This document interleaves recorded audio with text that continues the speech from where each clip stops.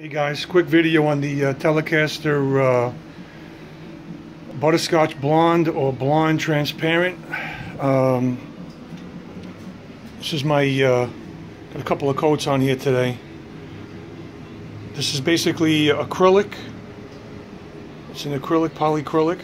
This is a recipe I got off of TD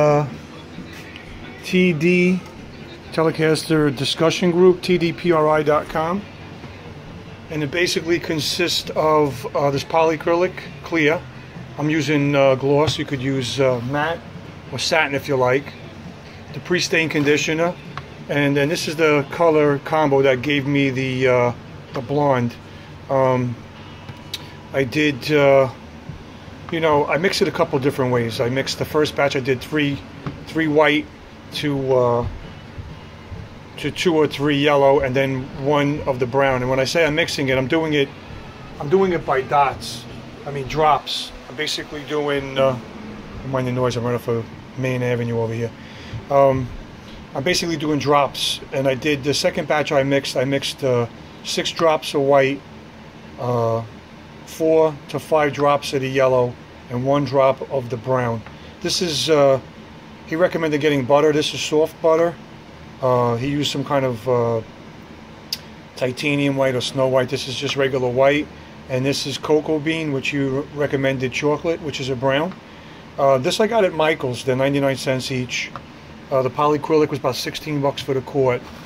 The pre-stain, I don't know, it's about 16 or 12 bucks. The pre-stain you need to, before you do anything with the polyacrylic, you basically, I know I say basically a lot, you basically hit it with that, and it's going to rise the grain a little, and then like after an hour or two you just sand it down with 220 or 320, whatever you prefer. Then you're going to seal it with this polyacrylic. You're going to give it a coat or two of the polyacrylic, and you can sand it afterwards before you do anything else. And then you're going to mix this color with I basically used, I don't know, an ounce or two, this little measuring cup, I got it like halfway, of the polyacrylic. I put a little splash of water just so I could spray it. So you're going to seal it with this, and then what you're basically doing is you're putting the color, you're not staining the wood, you're painting this color over the 2 coats of clear you already have on there. And you just keep applying coats until you get the depth or the color you want. I'm trying to get like a very milky blonde, almost like the butterscotch blonde. So butterscotch, I'm doing the butterscotch blonde, so I'm trying to get it that chalky or that milky wood grain where you can still see the grain, but it's going to give you this butterscotch look. This is the opaque. Some of the ones you'll see, like, they have a classic vibe out there. Squire makes it. It's more of a white. I'm trying to stay away from the white. I'm trying to get to more this traditional blonde, but I want to make it so you can see the grain, because I had bought this piece, this body I bought was from eBay. So it's a knotty pine body. I can't read the gentleman's name on here, but he's got a load of them, and I paid like $60 for this body.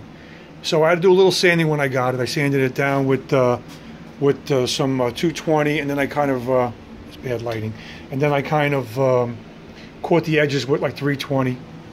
So between a couple of coats, I used the 320 to you know, kind of clean it up a little bit, because you might get a little bit just to flatten it out between coats. And what's good about using the water base instead of the polyurethane, because I couldn't find any oil base colors, you know, so I had to go with the water base stuff. So it's all water base. All washes very easy with water, and soapy water cleans right up. It dries really fast, so that's a good thing. I mean, within a half an hour to an hour, I could be sanding that with no problem. This is what I use. This is a cheap, it's an older one. There's a newer one out there with 2 volume controls. It's an older, it's called a K3 sprayer. I do have like a DeVilbiss setup, a Finish Line one, but they're a little bit bigger. So I wanted to go with something a little smaller. So, you know, I don't have to, you know, don't have to apply too much material. The only difference between those guns and this gun is this has a round spray. It's going to spray like a garden hose, opposed to a fan spray you're going to get from them. But I'm sure if you go to Harbor Freight, you'll see these for like, I saw one of these in Harbor Freight for like $19. And you could buy the one with the fan spray for like $29. So I don't want to ramble on too much, but that's basically it. And the website was tdpri.com. It's a Telecaster discussion group.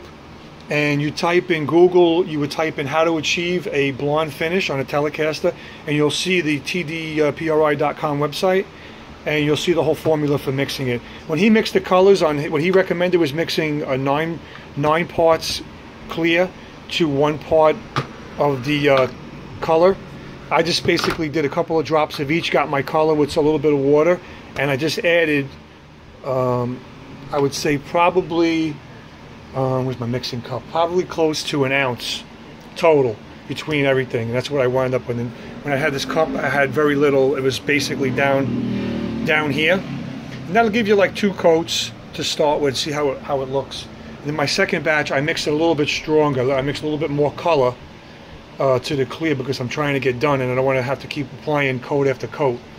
I'm probably 6 coats in with that right now, but I lay it on very thin. So.